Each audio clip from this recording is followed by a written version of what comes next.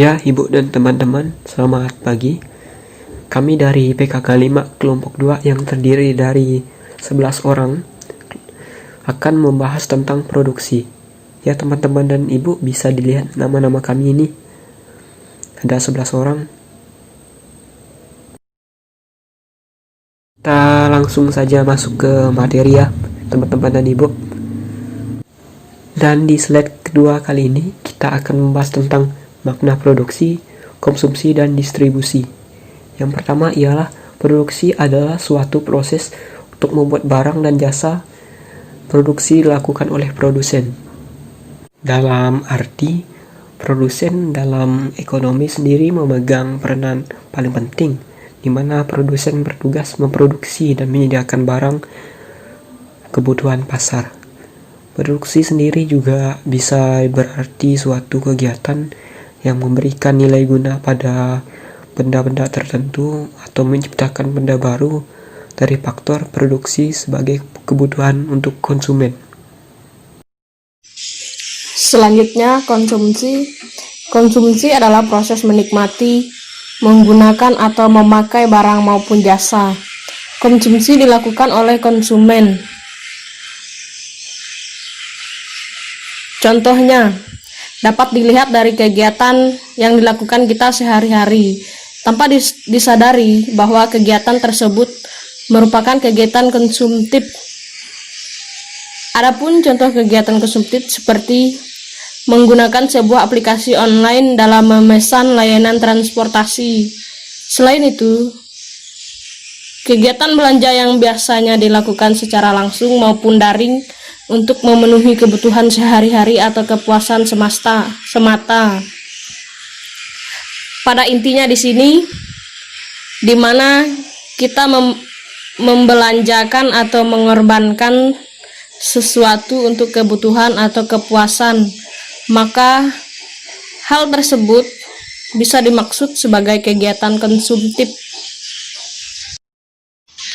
Selanjutnya yang ketiga, distribusi adalah suatu kegiatan untuk menyampaikan barang yang diproduksi oleh produsen kepada konsumen lewat pasar. Distribusi dilakukan oleh distributor. Contohnya di sini, Doni membeli beras dari seorang petani, kemudian Doni membawa beras tersebut ke kota untuk dijual. Doni ini termasuk agen. Itu menurut saya yang dimaksud sebagai contoh distribusi. Selanjutnya, pelaku yang menjadi konsumen, produsen, maupun distributor. Ekonomi adalah salah satu sektor yang berperan penting dalam kehidupan manusia saat ini dan tidak akan pernah bisa dipisahkan dalam dunia ekonomi. Terdapat beberapa istilah penting yang sebenarnya sudah pernah dipelajari di pelajaran SMA. Produsen dalam ekonomi sendiri memegang peran paling penting di mana produsen bertugas memproduksi dan menyediakan barang kebutuhan pasar.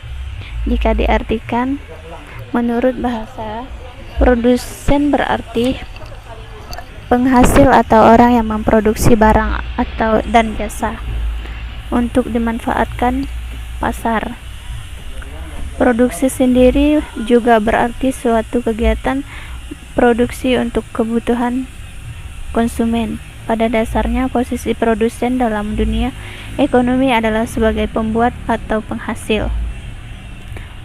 Distributor ini juga tidak kalah penting dalam produsen, di mana distributor ini juga bisa dalam bentuk menyalur atau penghasil. Distributor tidak hanya menyalurkan produk perdagangan pada konsumen akhir perantaraan, namun distributor juga membeli produk dari produsen, menyimpan produk, menjual produk, klasifikasi produk. Apa itu konsumen? Konsumen adalah rantai terakhir dalam aliran suatu produk yang biasanya juga menandakan disinilah produk dipakai dan digunakan. Jadi, hubungan antara konsumen, produsen, dan distributor adalah hubungan dalam dalam kegiatan perdagangan atau antar kerja. Di antara konsumen, produsen, maupun distributor memiliki keterkaitan dan saling menguntungkan satu sama lain. Ketiga pelaku ekonomi ini dapat dikatakan memiliki keterkaitan dikarenakan ketiganya memiliki alur dalam kegiatan ekonomi. Produsen membuat barang kemudian dijual untuk disebarkan oleh distributor dan dibeli oleh konsumen untuk dikonsumsi. Jadi produsen menjual barang kepada distributor dan distributor menjual barang tersebut kepada konsumen. Jika salah satu dari pelaku ekonomi tersebut tidak lengkap ataupun tidak ada, maka akan sangat merugikan perekonomian itu sendiri. Proses produksi.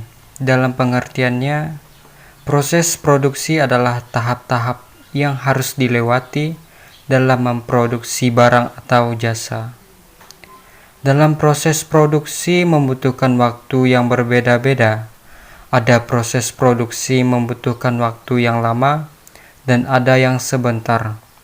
Tetapi juga ada proses produksi yang dinikmati secara langsung hasilnya oleh konsumen. Proses produksi ini bisa digambarkan serangkaian aktivitas yang dilakukan untuk mengolah atau mengubah sejumlah keluaran output menjadi sejumlah masukan input yang memiliki nilai tambah. Pengolahan ini bisa terjadi secara fisik atau non-fisik. Sedangkan nilai tambah yang dimaksud tadi adalah nilai dari keluaran yang bertambah dalam pengertian nilai guna atau nilai ekonomisnya. Proses transformasi akan mengubah masukan menjadi keluaran. Proses ini biasanya dilengkapi dengan kegiatan umpan balik untuk memastikan bahwa keluaran yang diperoleh sesuai dengan yang diinginkan. Seperti yang sudah dijelaskan, yaitu apa proses produksi. Kini terdapat 6 contoh output dan input dalam proses produksi. Contoh nomor 1, output meja. Input tenaga kerja, bahan, cat, kayu, paku, dan lain-lain. 2, padi. Tenaga kerja, bibit, pupuk, tanah, dan modal.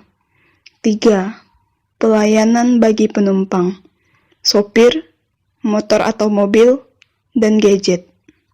4, pelayanan terhadap klien, ide atau ilmu, pengalaman pengacara, peralatan kantor. 5, kereta api, tenaga kerja, bangunan stasiun, rel, dan gerbong. 6, peternakan ayam potong, anak ayam, makanan ayam, tenaga kerja, modal, dan obat-obatan. Manfaat produksi. Jadi, di dalam kegiatan produksi juga pastinya memiliki manfaat, yaitu seperti memberikan seseorang untuk menciptakan barang-barang baru yang berkualitas dan juga memberikan penambahan nilai guna dalam barang-barang yang diciptakannya agar barang-barang yang mereka ciptakan bisa digunakan untuk memenuhi kebutuhan konsumen. Memberi kesempatan kerja, yaitu misalnya sebuah perusahaan membuka lapangan pekerjaan untuk para pengangguran agar mereka bisa mendapatkan pekerjaan. Dengan demikian, dengan adanya lapangan kerja akan dapat bisa mengurangi jumlah pengangguran dan juga bisa meningkatkan pertumbuhan ekonomi. Memberi pendapatan. Dalam bisnis, pendapatan adalah jumlah uang yang akan diterima oleh perusahaan dari aktivitasnya. Kebanyakan dari penjualan produk atau jasa kepada pelanggan. Misalnya, bisnis online shop, dari hasil penjualan produk akan memberi atau memperoleh pendapatan. Tersedianya barang atau jasa. Barang dan jasa harus tersedia dalam jumlah yang cukup sesuai dengan kebutuhan, sehingga dengan tersedianya barang atau jasa akan membuat produksi semakin meningkat. Tersedianya barang atau jasa dari produksi akan membangkitkan minat konsumen. Apalagi barang atau jasa yang kita produksi memiliki kualitas yang baik, sehingga dapat memuaskan para konsumen.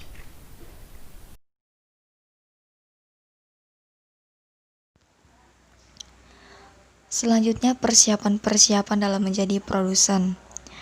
Produsen adalah pelaku atau seseorang yang melakukan produksi suatu barang. Nah, biasanya yang menjadi produsen ini, ia harus memiliki sikap yang tangguh, selalu berusaha, berani mengambil resiko, selalu mencari peluang baik itu di desa maupun di kota, dan memiliki keterampilan serta kreativitas yang tinggi. Ada 4 faktor yang memicu permulaan seseorang menjadi produsen. Yang pertama, keluarga pengusaha. Yang kedua, cita-cita. Yang ketiga, kerja sampingan. Dan yang keempat, dorongan dari orang sekitar. Yang pertama, keluarga pengusaha. Faktor inilah yang paling sering dimanfaatkan oleh seorang pengusaha untuk menjadi produsen. Karena mereka sudah memiliki usaha dan modal tersendiri. Selain itu, mereka hanya menjalani dan mempertahankan supaya usaha tersebut berjalan dengan lancar dan sukses. Oleh karena itu, seseorang atau kelompok yang berasal dari keluarga pengusaha biasanya akan lebih memudahkan mereka untuk menjadi seorang pengusaha atau produsen dengan memanfaatkan latar belakang keluarga mereka. Kemudian yang kedua, cita-cita. Faktor ini biasanya dilakukan dengan kesengajaan atau karena memang impiannya untuk menjadi seorang pengusaha atau produsen. Seseorang yang bermula membangun sebuah perusahaan atau usaha, dalam faktor ini biasanya mereka memanfaatkan pengalaman-pengalaman sebelumnya. Misalkan mereka bekerja di tempat orang lain atau perusahaan orang lain. Faktor ketiga yang memicu permulaan seseorang menjadi produsen. Yang ketiga, kerja sampingan. Kerja sampingan juga bisa diartikan pekerjaan yang lain dari pekerjaan utama. Zaman sekarang sudah banyak orang yang mencari sampingan. Contohnya kalau seorang buruh, mungkin mereka bisa mencari sampingan dengan berdagang. Mereka bisa menjual barang-barang dagangannya. Contoh yang kedua, seorang mahasiswa mungkin bisa mencari sampingan dengan berjualan online. Adapun manfaat kerja sampingan yaitu seperti yang pertama, mendapat penghasilan tambahan tanpa harus mengeluarkan energi ekstra. Yang kedua, membangkitkan gairah dan semangat baru. Yang ketiga, rasa percaya diri kita akan semakin meningkat. Dan yang keempat, mengisi waktu luang. Faktor yang keempat, dorongan dari orang sekitar atau paksaan. Paksaan atau terpaksa juga bisa diartikan berbuat di luar kemauan sendiri karena terpaksa oleh keadaan. Mau tidak mau harus dikerjakan, tidak boleh tidak. Dan banyak juga usaha yang dilakukan karena terpaksa, banyak yang berhasil. Contohnya seperti seorang pekerja melakukan pekerjaan yang bukan di bidangnya. Selanjutnya, bidang-bidang usaha. Yang pertama, sektor kecantikan. Usaha di sektor kecantikan contohnya membuka salon atau kecantikan lainnya. Sebelum membuka usaha ini, sebaiknya salon pengusaha terlebih dahulu memahami seluk-beluk kecantikan, misalnya dengan cara mengikuti kursus kecantikan. Dengan demikian, pengusaha tersebut lebih mudah mengelola usahanya dan tidak tergantung kepada anak buahnya ketika terjadi suatu masalah dalam usaha. Yang kedua, sektor keterampilan. Contoh, sektor usaha di bidang keterampilan antara lain sektor jasa perbaikan atau servis, seperti servis elektronik, yaitu televisi, radio, kulkas, AC. Kedua itu motor, itu sepeda motor atau mobil, atau servis mesin-mesin.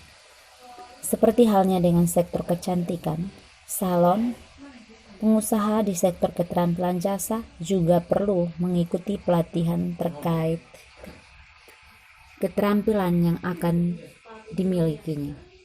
Yang ketiga, sektor konsultan. Usaha di bidang konsultan maksudnya itu adalah menjadi penasehat untuk berbagai bidang usaha. Misalnya konsultan manajemen, konsultan hukum, konsultan psikiater, konsultan teknik, dan konsultan lainnya. Dalam mendirikan konsultan, jelas-jelas harus memiliki latar belakang bidang ilmu yang akan mendukung usahanya. Sebagai contoh, konsultan manajemen bagi mereka yang berlatar belakang ekonomi, konsultan hukum bagi mereka yang berlatar belakang hukum, dan seterusnya. Yang keempat, sektor industri. Sektor industri sangatlah luas dan beragam. Sektor ini akan menghasilkan suatu produk olahan untuk usaha kecil dan menengah. Misalnya membuka pabrik makanan seperti tempe, tahu, kerupuk, roti, atau usaha industri batu bata, genteng, dan garmen. Sektor tambang, yang kelima, sektor tambang juga dapat dilakukan untuk usaha kecil dan menengah seperti usaha penambangan pasir, kaolin, timah, emas, atau batu bara. Yang keenam itu sektor kelautan. Usaha yang dapat dilakukan pada sektor kelautan adalah usaha penangkapan ikan dengan menyediakan kapal-kapal penangkapan ikan bagi para nelayan, baik untuk yang skala kecil maupun yang menengah. Sektor perikanan. Usaha di sektor perikanan itu antara lain membuka usaha tambang ikan atau udang, baik air tawar maupun air laut. Usaha perikanan di air tawar misalnya budidaya ikan lele, emas, gurami, bawal, patin, dan lainnya. Sedangkan di air laut misalnya budidaya rumput laut dan mutiara. Selain itu juga dapat membuka usaha pemancingan ikan atau budidaya ikan hias. Yang kedelapan, sektor agribisnis. Usaha di sektor agribisnis dapat dilakukan dengan membuka pertanian jangka pendek, menengah, atau panjang. Untuk jangka pendek, misalnya usaha penanaman sayur, jangka menengah, misalnya penanaman pisang, jeruk, nanas, coklat, dan untuk yang jangka panjang misalnya penanaman karet, cengkeh, lada, dan kelapa sawit. Yang kesembilan, sektor perdagangan. Usaha di sektor perdagangan dapat dilakukan dengan membuka toko atau kios, membuka usaha seperti bakso, mie ayam, es teler, martabak, nasi goreng, seafood, restoran, rumah makan, dan sektor perdagangan lainnya. Sektor pendidikan.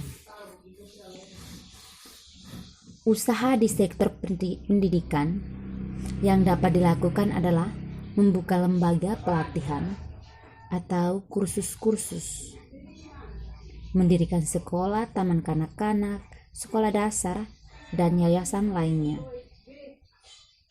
Sektor percetakan. Usaha pada sektor percetakan dapat dilakukan dengan membuka usaha fotokopi, sablon, percetakan buku, majalah, koran, atau percetakan lainnya. Sektor seni. Bagi mereka yang memiliki bakat seni, usaha yang dapat dilakukan antara lain mengerjakan seni lukis, seni musik, seni ukir, atau menjadi penulis cerita.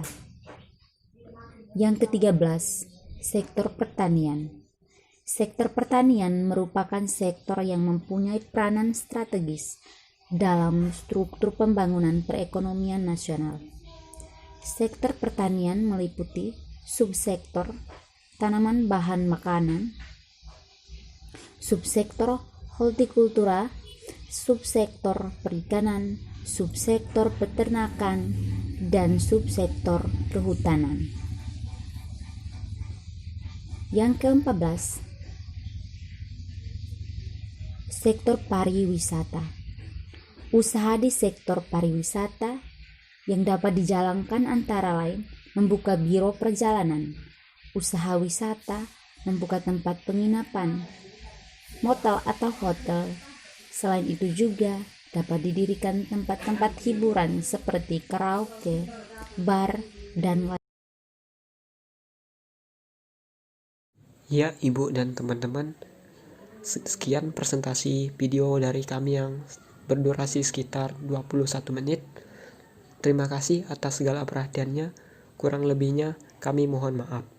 Demikian akhir presentasi dari kami. Tuhan Yesus memberkati.